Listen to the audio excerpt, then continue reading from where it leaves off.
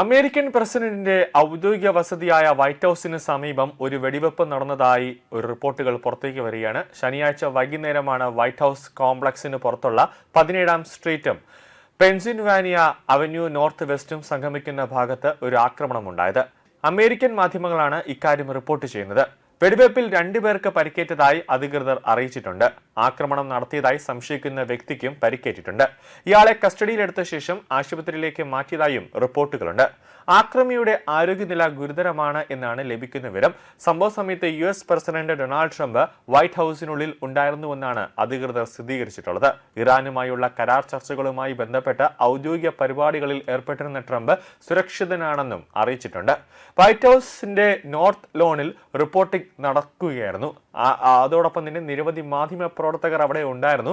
വെടിവെച്ചകൾ കേട്ടപ്പോൾ തന്നെ മാധ്യമപ്രവർത്തകർ അവരുടെ വൈറ്റ് ഹൌസിൽ ഉണ്ടായിരുന്ന അവരുടെ ഈ മീഡിയ റൂമിലേക്ക് മാധ്യമപ്രവർത്തകർ ഓടി അങ്ങോട്ടേക്ക് കയറുന്ന ഒരു കാഴ്ചയും ഉണ്ടായി.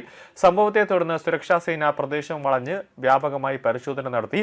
FBI സംഘം സംഭവ സ്ഥലത്തേക്ക് എത്തുകയും സീക്രട്ട് സർവീസിന് ആവശ്യമായ സഹായങ്ങൾ നൽകുകയും ചെയ്തുവെന്നാണ് FBI ഡയറക്ടർ കാഷ് പട്ടേൽ വ്യക്തമാക്കിയിരിക്കുന്നത്.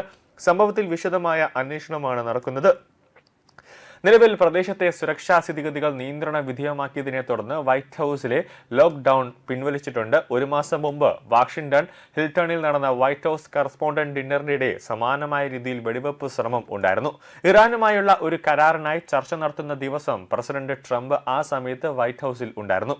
എന്നാൽ സംഭവം അദ്ദേഹത്തെ ബാധിച്ചിട്ടില്ല എന്നാണ്, അതായത് ഈ ആക്രമണം അദ്ദേഹത്തെ ബാധിച്ചിട്ടില്ല എന്നാണ് സീക്രട്ട് സർവീസ് കമ്മ്യൂണിക്കേഷൻ മേധാവി ആന്റണി ഗുഗ്ലിയർമി പറയുന്നത്. വൈകുന്നേരം 6 മണിക്ക് ശേഷമാണ് ആക്രമണം നടന്നത്. പ്രതിക്ക് നേരെ സ്പോട്ടിൽ വെടിവെപ്പ് നടത്തുകയും അദ്ദേഹത്തെ ഒരു ഏരിയ ആശുപത്രിയിലേക്ക് കൊണ്ടുപോവുകയും അവിടെ വെച്ച് മരണം സംഭവിച്ചു എന്നാണ് ഇന്ന് രാവിലോടുകൂടി ആ പ്രതിക്ക് മരണം സംഭവിച്ചു എന്ന റിപ്പോർട്ടുകളാണ് ഇപ്പോൾ പുറത്തേക്ക് വന്നത്.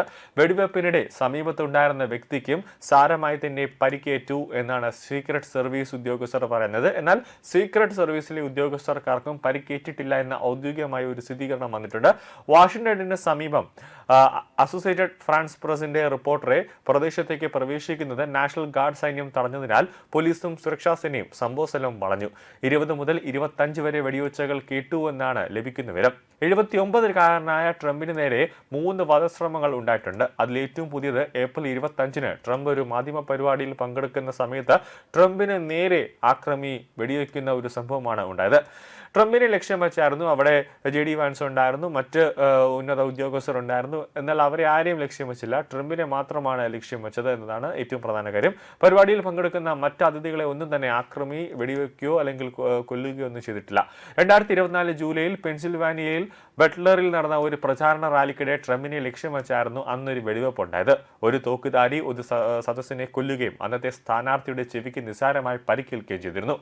ഈ വർഷം ഒരു 3ാം തവണയാണ് ട്രംപിന് നേരെ ഒരു ആക്രമണം ഉണ്ടാകുന്നത്. അത് വലിയ രീതിയിൽ തന്നെ FBI-ക്കും അതോടൊപ്പം തന്നെ സീക്രട്ട് സർവീസിനും അതോടൊപ്പം തന്നെ അമേരിക്കയ്ക്കും ഇത് വലിയൊരു തലവേദനയായി മാറുകയാണ്.